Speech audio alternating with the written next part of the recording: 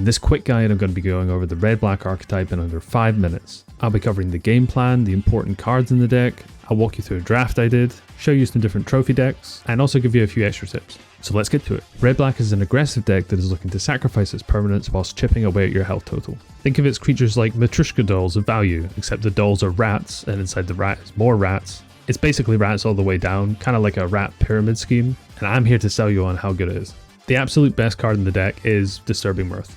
You get to draw cards, you get to replace something that you sacrifice with something else good, and the card also works with itself. There's pretty much no ceiling to how many of these you'll run in a deck. Cards that you would normally pick up as generically good can be especially so in this deck, like Nowhere to Run, which is an efficient removal spell that leaves behind something to sacrifice, or say Betrayer's Bargain, which in itself is a very strong sack outlet. Some of the best commons also fit this bill. Glassworks is a good removal spell that leaves behind something, Final Vengeance is an efficient sack outlet and removal spell, and Clockwork Percussion is one of the best aggressive creatures you could be sacrificing. In this draft I trophied, I kind of end up backdooring my way into a red-black deck. I start off with a pretty clear unstoppable slasher here. I don't think there's really anything else that close to it. And the next pick after dismissing going for the dream combo with Grievous Wound, I'm kind of between Final Vengeance and Break Down the Door. I don't love Unwilling Vessel personally. And I think I should have taken Break Down the Door, but I get a little bit lazy and pick Final Vengeance because I really want to play this slasher. At this point in the draft, I kind of decide to stick in black and see what the draft feeds me.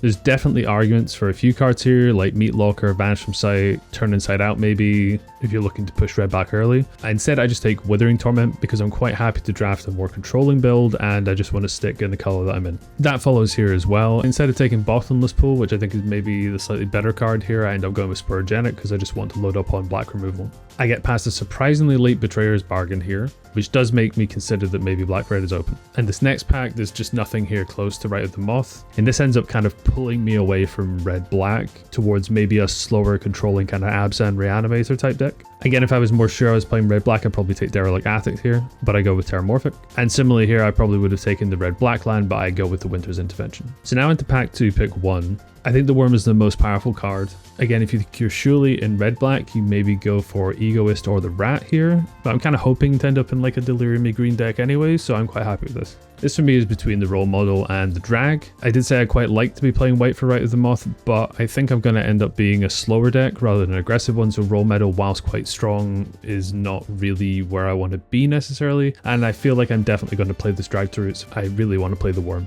Now this theoretical deck in my head would love Split Up, but I think that splashing double white is just not happening. So ruling out Split Out, I think it's between Intervention, Glassworks, Watchdog, and Glimmerlight. I'm still not sure I'm playing red, so I pass up on the Glassworks. I think if that was my choice, maybe it was Glimmerlight was what I wanted here, because although it's a more aggressive card, usually it is a road bump, it does help for Delirium, but I end up going with the Intervention. Now you can see where my bias kicks in here heavily. I like to draft my 3-color green control decks, and yet there's a Skin Ripper there. Skin Ripper, clearly great in the red-black sacrifice archetype, nowhere near as strong as Disturbing Mirth, but still very good. But there's a Centipede, and I know I'm in 3-color stuff, maybe not even red stuff, so my hands are tied. And then straight away I'm punished because we get a pick 5 Undead Sprinter, and there's another Skin Ripper here as well. So I take the Sprinter, and by the end of that pack I pick up a few more red cards, and it's looking more likely I'm going to be Jund. And then pack 3, pick 1, Disturbing Mirth, very clearly what I want to go for here. I'm not going to try and splash Hovership, and I have a few things already I'd be quite happy to sacrifice.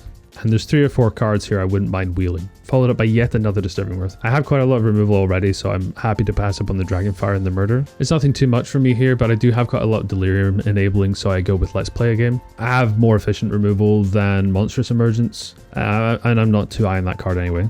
I get past another Centipede, and I'm pretty happy now with how consistent my mana base should be. I end up in this kind of even Jund color deck with a slightly weird double green splash off Centipede, but the core of it is very much red-black sacrifice. So here are a few other trophy decks that are a bit more standard looking. We got a couple of Percussionists, we got Fear Lost Teeth, we got a nice low curve with removal and things that you're happy to sacrifice for value, and also cards like Popular Egotist and Diversion Specialist as extra synergy pieces that you can use. So some of the higher synergy cards that might wheel that your deck cares about more than others would be Clockwork Percussionist, Innocuous Rat, Turn Inside Out, Fear of Lost Teeth, Vengeful Possession, and Popular Egoist. These are examples of cards that might not be generically good, but are especially strong in this archetype. And some examples of cards to avoid. Infernal Phantom is a lot better in red-black than normal, but it's still really bad. You'd think sacrificing something that can deal 2 damage to anything else kind of fits the archetype, but it's just too slow and clunky. Similarly, Live or Die, it's a removal spell. It can also get back things you've been sacrificing, but 5 mana is too much, and you don't really play many expensive creatures in this deck that are worth reanimating. If you found this helpful, then check out my playlist here with my other guides.